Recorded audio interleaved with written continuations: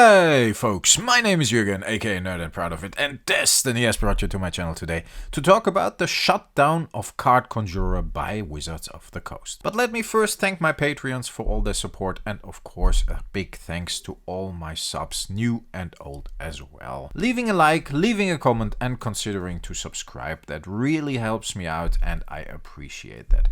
We are almost at 1k, and then I am trading my sealed World of Warcraft Collector's Edition against the beautiful Black Lotus for this channel. That will be awesome. But folks, Patreon and good friend of the channel Petra has brought it to my attention that Wizards of the Coast has taken legal action to shut down Card Conjurer. For people who do not know what Card Conjurer is, yeah, we're jumping to the side here, just hit Windows G and then you can record your screen. But Card Conjurer is a site that allows you to create custom Magic the Gathering cards on any web-enabled device. You can make creatures, tokens, planeswalkers, and more in showcase frame and high resolution. So you basically can create all kinds of different proxies to play with, everything you need. I have seen copies of these created cards by the community. They are pretty awesome, some of them. Personally, haven't used it myself. But what happened? So on November 3rd, 2022, I received a cease and desist for Card Conjurer. For people who don't know what a cease and desist means, I think that means if you don't stop, if you don't take down the site, then we will take legal action. Yeah, today, November 18th, I'm taking it down. I wish there were another way. I tried everything I could. The fact is, Wizards wants it down, and so I must comply.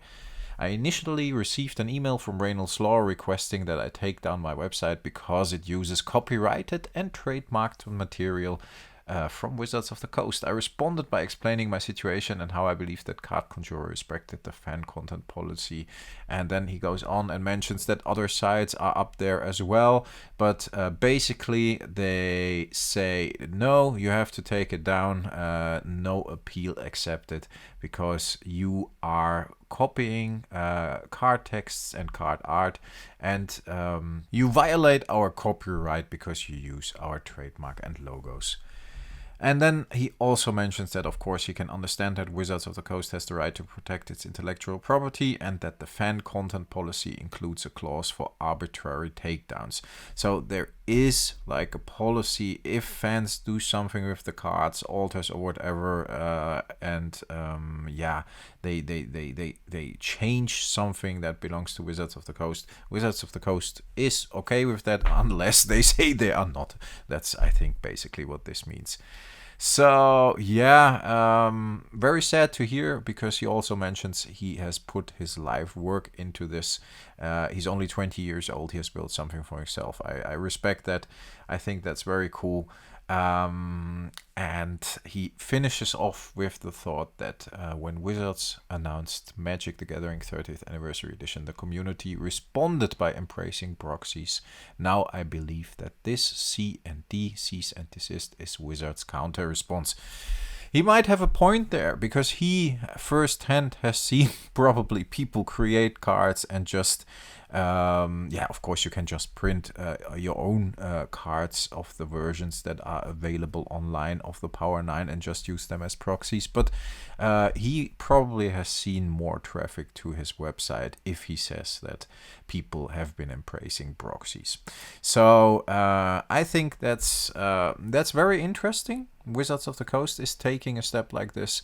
I think it's not the first site we will see go down. I am curious if they are going against the Chinese counterfeiters, but yeah, I think that will be very difficult for them from within the US.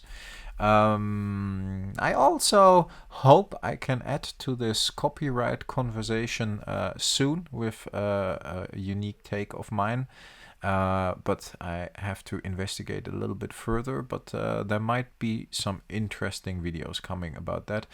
Yeah, it's getting crazy out there, people. So I'm really curious, folks. What do you think? Is it rightfully so to shut down? I mean, they can and they have, but yeah, does it really make sense to shut down a site like this and bring out the shutdown hammer on a 20-year-old who has programmed a really cool and neat site that was a pleasure for the community because they could play around with different card ideas a bit.